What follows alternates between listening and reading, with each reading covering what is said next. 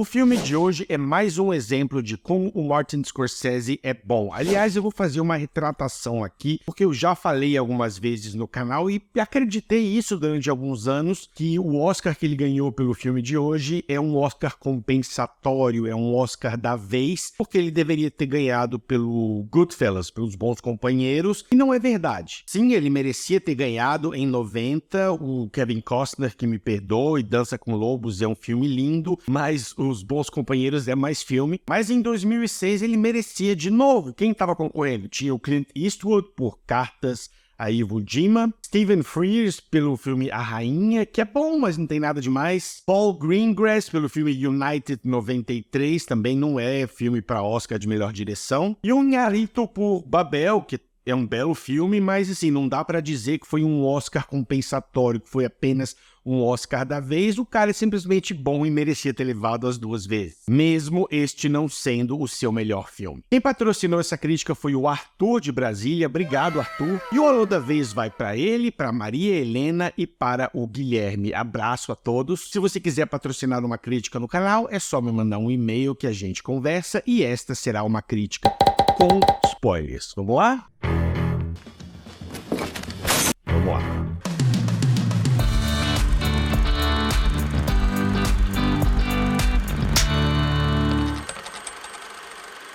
The Departed, ou Os Infiltrados. O filme se passa na cidade de Boston e retrata a jornada de dois homens, um informante da polícia disfarçado de bandido e um bandido disfarçado de policial. O que segue é uma teia de aranha de tensão, suspense, violência, paranoia, onde lealdades são testadas e ninguém é o que parece. Trata-se de um remake, ainda que meio que não oficial, porque parece que o Scorsese não tinha assistido o original, mas é sim um remake do filme chinês Conflitos Internos de 2002, que também é muito bom. O contexto cultural é diferente, o filme tem bem menos estrelas, eu diria até que ele também é mais estiloso do que a versão do Scorsese, que é mais realista, que é mais crua. A versão chinesa foca um pouquinho mais em alguns conflitos psicológicos dos personagens, a questão da lealdade, dos dilemas morais. Enfim, eu recomendo os dois. A direção da versão de 2006 é, de novo, do Martin Scorsese, que dispensa apresentação. Aqui, ele mais uma vez dá uma aula de dinamismo, ele consegue fazer até as cenas mais básicas, onde dois policiais estão fazendo um briefing da situação para o grupo. Até isso ele consegue deixar dinâmico, com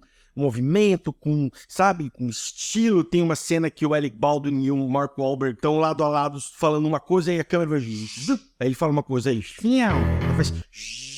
Aí vai no outro...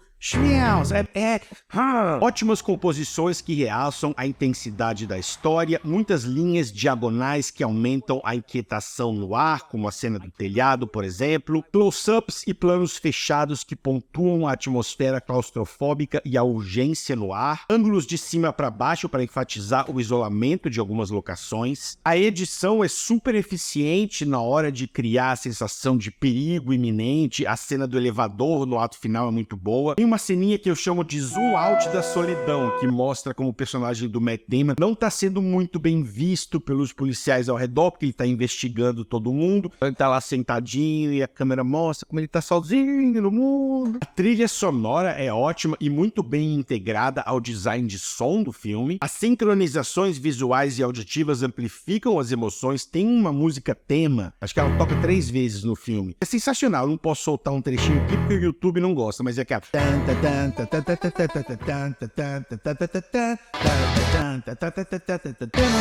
Ela bate muito forte. Tem uma, acho que é a segunda ou a terceira vez que ela entra, um pouquinho antes, o DiCaprio dá uns tapinhas na cara, ele tá lá bem, vamos lá, tem que fazer outra coisa. Ele, ok.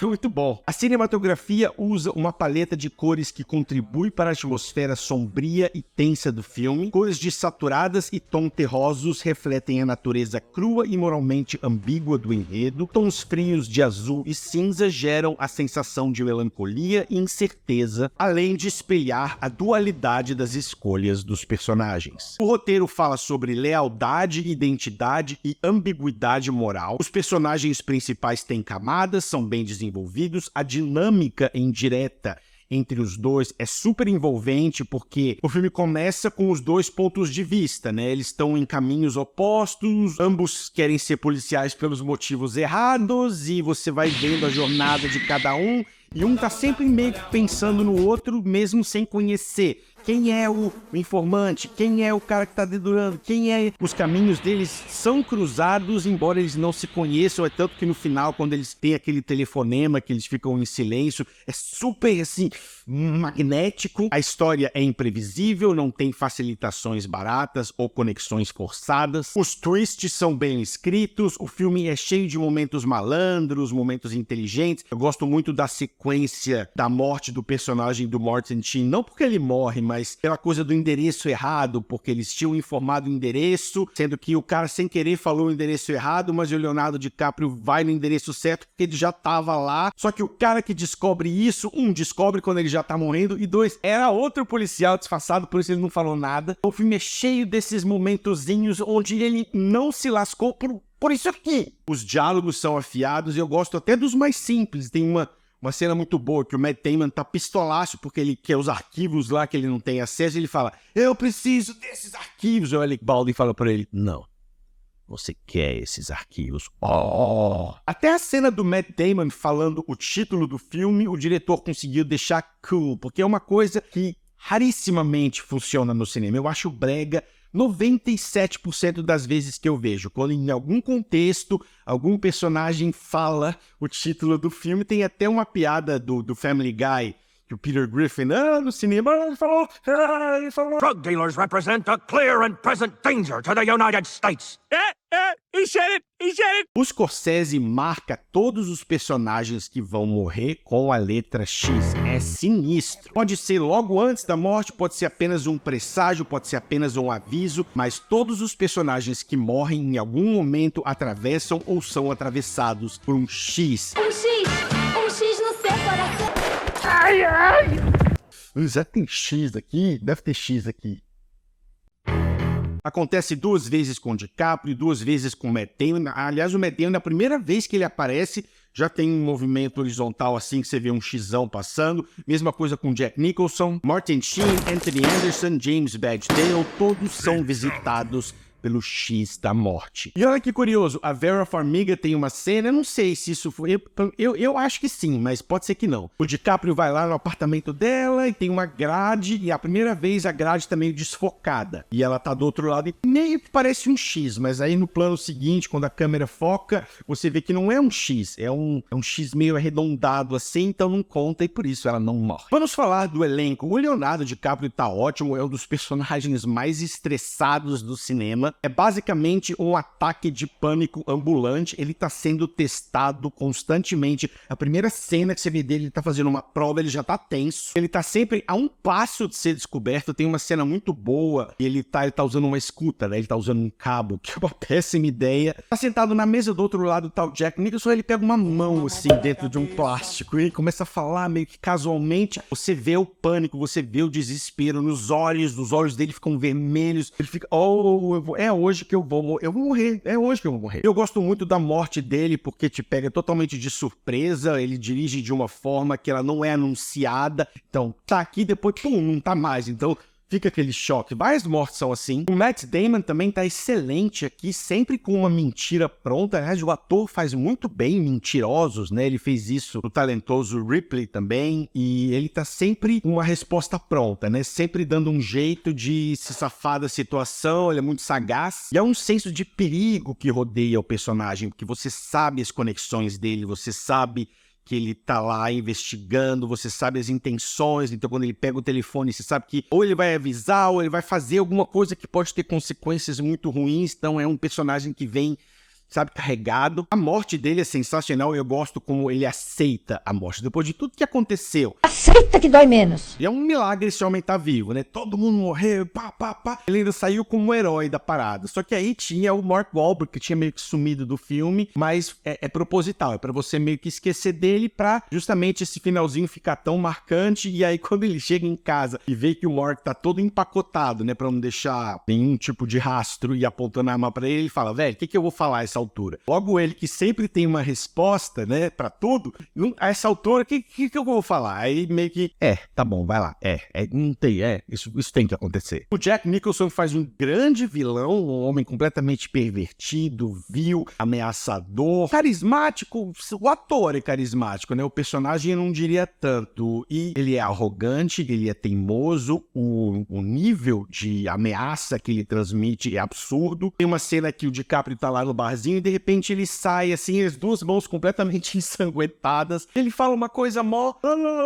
Não é a cena lá da mão, é outra. Então você fica imaginando, o que esse homem tava fazendo? Ele é imprevisível, é um bom vilão, mas ele não é nem um pouco irlandês. Eu não sei se era pro personagem ser apenas descendente. Ele não parece irlandês, ele não fala como irlandês. Em 3 frases do filme todo ele joga um sotaquezinho no final que depois some. Eu não vou reclamar do Jack Nicholson porque é o Jack Nicholson, mas eu sempre imaginei um ator mais jeitão de irlandês nesse personagem. A gente podia ter ficado legal, talvez, o Brendan Gleeson. Tem um ator chamado Kieran Hines, que seria ideal. A Vera Farmiga tá no filme. Eu não gosto da postura profissional da personagem. Para uma psiquiatra, ela dá remedinho pro cara com muita facilidade. Eu achei uma psiquiatra meio assim. E o Scorsese, isso aí tem que ser dito, ele não desenvolve as personagens femininas com o mesmo carinho. Normalmente, há uma para cada 12 homens. Aqui a personagem é importante porque ela é uma válvula de escape pro Leonardo DiCaprio e de certa forma também pro Matt Damon, embora ele sempre minta pra ela. Há um triângulo amoroso de certa forma aqui, a dinâmica muda um pouco, ele precisa de um local onde ele possa desestressar, mas ela poderia sim ter um pouquinho mais de desenvolvimento pra você entender as motivações dela. Ela tá bem uma hora no relacionamento, na outra ela já não tá. Outra personagem feminina também cairia bem, mas ela tem um dos diálogos que eu mais gosto no filme, que é quando os dois estão em casa, eles tiveram uma micro briguinha, nem chega a ser uma briguinha, mas bem na hora os caras da mudança tocam o interfone e ele fala, os caras da mudança tá aí, você tem certeza que ainda quer morar comigo? E ela olha pra ele e fala, sim, é o pior sim que você vai ouvir na vida. O Mark Wahlberg tá ótimo, ele tá interpretando um personagem muito parecido com ele mesmo, jeitão, sotaquezão carregado de Boston, sempre bravo, sempre pistola, funciona. O Morten Sheen tá bem, mas também poderia ter um pouquinho mais de desenvolvimento. O Alec Baldwin é engraçado, ele tem diálogos bons, eu gosto muito da cena que ele fica pistola e perde a cabeça e dá um socão no cara. O soco é até meio encenado, mas eu gosto muito daquela cena. O Ray Winstone tá no filme e ele começa muito imponente, cheio de personalidade, e depois o personagem tem um diálogo muito bom que ele fala, existem caras que você pode bater e caras que você não pode bater. Esse é quase um cara que você não pode bater, por isso que a gente tá tendo essa conversa. Eu adoro essas regrinhas que o meio da máfia e do crime tem, o Scorsese sempre trabalha isso muito bem. Depois ele meio que tá no filme, ele perde importância, eu gosto muito mais da forma como o personagem entra do que da forma como ele sai. Os Infiltrados é um grande filme de crime, cheio de tensão, cheio de paranoia, aquele sentimento de perigo, tá? É palpável, tá sempre no ar. Não é perfeito para os padrões do Scorsese, que são altíssimos, mas não deve ser perdido. Nota 9,2. Arthur, obrigado mais uma vez. É isso, pessoal. Um abraço e até a próxima. Se você gostou deste vídeo, considere se inscrever no canal e agora também existe a possibilidade de ativar a opção Seja Membro, onde você ganha mimos, lives exclusivas, emojis, selos. São várias categorias que permitem que você ajude o canal a continuar funcionando. Agora em 4K e com editor profissional. Só levou 10 anos, mas eu acho que chegou a hora de melhorar os aspectos técnicos do canal, né, pessoal?